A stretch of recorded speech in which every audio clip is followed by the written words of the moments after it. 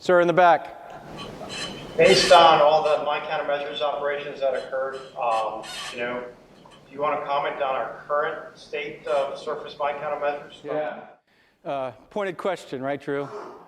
So Drew was another EOD tech, and he and I served with each other, so he knows my thoughts on mine warfare. Mine warfare, as I said earlier, I think is our forgotten mission. During this period of time, we sent 6 minesweepers to the Persian Gulf to conduct mine sweeping operations. Of those, 1 was an active duty minesweeper. The rest were reserve minesweepers with reserve crews that flew out and rotated through 4 months at a time. During their period there, they recovered, discovered, disarmed over 50 mines. Think of how this whole period of time would look like had those 50 mines been hit by a ship as opposed to being handled by minesweepers and EOD techs.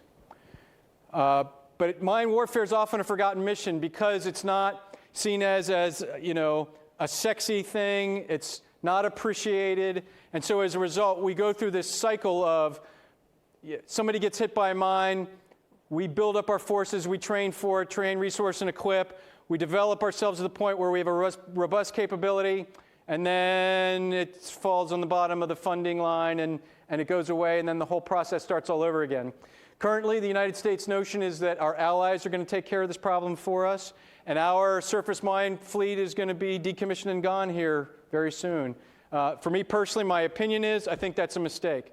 I think if we're going to continue to be a superpower, we need to have a mine warfare capability to ensure that we can make sure that the Straits of Hormuz and other, the sea lines of communication can remain open. A mine is a very simple way for somebody to close down a sea lane.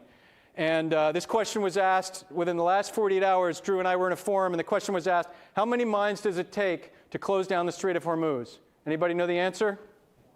1.